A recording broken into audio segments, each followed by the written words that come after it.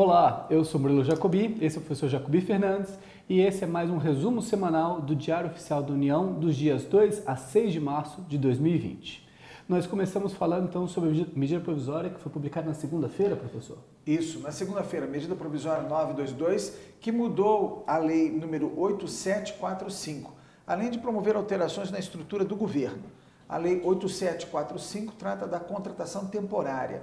Note bem, não é mão de obra terceirizada regida pela CLT. São contratos de trabalho temporário, é um regime híbrido que fica entre a CLT e o regime estatutário. Essa possibilidade existe com prazo máximo de 4 anos para situações temporárias.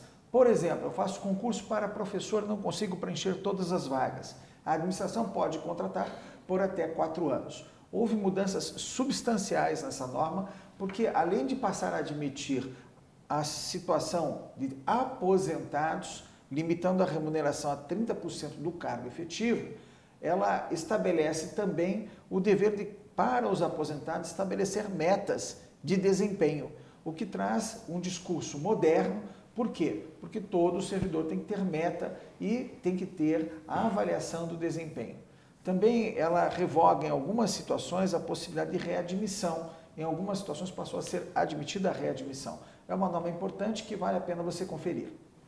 Muito bem, no âmbito de integridade e governança, a CGU tem novo Conselho de Transparência Pública e Combate à Corrupção. As empresas do agronegócio agora podem obter o selo de Mais Integridade, um projeto através da portaria do Ministério da Agricultura para criar regras de integridade para as empresas do agronegócio. Nós também tivemos a Lei do Distrito Federal, que estabelece a Lei 6.505 de 2020, que estabelece normas de fiscalização e transparência no contrato de serviços terceirizados. E também no Distrito Federal, o Decreto 40.486 de 2020, que estabelece as ações de controle nas contratações feitas sem licitação. Todas essas medidas visam fortalecer, implementar, enriquecer a integridade e a governança nos órgãos da administração pública e também na relação com a iniciativa privada.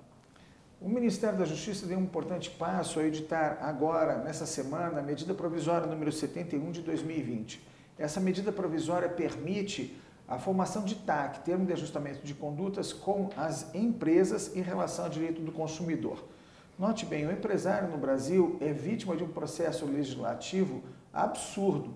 Passam a legislar sobre a necessidade de colocar toalha de papel ou secador eletrônico nos banheiros. E a fiscalização vai em cima disso e acaba multando o empresário, ignorando completamente a norma sobre liberdade econômica, o marco da liberdade econômica no Brasil. Então, para situações como essa, que ocorre menos agressão ao consumidor, o Ministério da Justiça passou a permitir o TAC com os órgãos de defesa do consumidor. Muito bem. No âmbito da desestatização e dos programas de PPI, nós temos a alteração do decreto do Programa Nacional de Desestatização, o decreto 10.263 de 2020, que estabelece uma programação para o Conselho Nacional de Desestatização a cada 4 anos verificar se as estatais independentes do Tesouro preenchem os requisitos de segurança nacional e de eficiência necessários para a sua existência e a cada 2 anos para as empresas dependentes do Tesouro. No mesmo sentido, o Conselho de Parcerias Públicas de Investimento apresentou um novo regimento interno tentando dar mais agilidade aos projetos de investimentos no governo federal. O Supremo Tribunal Federal, no dia 4 de março, fez publicar no Diário Oficial da União 2 decisões importantes. Uma delas é sobre uma lei, aquelas leis populistas que são editadas ao arrepio das normas fundamentais do direito, que estabeleceram isenção de água e energia elétrica para quem está desempregado. É interessante como o populismo vai atuando e esquecem os fundamentos. Numa concessão de serviço público, o alicerce fundamental é o equilíbrio da equação econômico-financeira do contrato. Ora, na hora que se dá a isenção, alguém tem que pagar por isso. Se a lei estabelecesse que o poder público iria pagar todas as isenções dos desempregados, a norma não seria inconstitucional sobre esse aspecto, mas talvez fosse sobre outro, sobre lei de responsabilidade fiscal. E outra questão importante e tem a ver muito com o podcast da semana passada, onde a gente falou de subsídio, é que o Supremo Tribunal Federal voltou mais uma vez a decidir que o adicional de tempo de serviço do magistrado integra o subsídio. E através da Portaria 99/2020, a ENAP está realizando o 24º concurso de inovação no serviço público, tanto para divulgar práticas inovadoras, reconhecer equipes que trabalham com inovação de administração pública e outros projetos relativos à inovação de administração pública. E falando em inovação, nós temos que parabenizar a equipe da SEGES, que acabou de divulgar essa semana, na quinta-feira, no site do Ministério da Economia, a minuta da nova instrução normativa de pesquisa de preço, que visa substituir a N05 de 2014 para a consulta pública, contribuições e sugestões de agentes públicos e de profissionais que trabalham na área.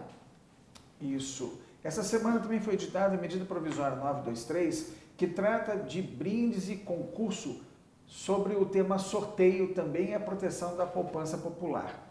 Sobre este assunto, na descrição, você encontra uma obra sobre loterias e jogos de azar no Brasil.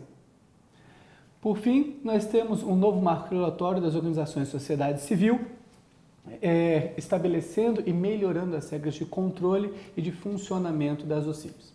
E mais uma norma para encerrar, é o Decreto 10.265 do Governo Federal, que definiu competência específica para um órgão dirimir dúvidas na consolidação das contas públicas da Federação. É necessário, de acordo com a Lei de Responsabilidade Fiscal, uniformizar os entendimentos da forma como se contabiliza a despesa pública no Brasil. Afinal, se tem uma norma que está sendo muito respeitada na última década, é a Lei de Responsabilidade Fiscal. É por isso o caos que estamos vivendo em termos de contas públicas. Esses foram resumos da semana. Continue acompanhando nossos canais para ficar informado sobre temas de administração pública e gestão pública.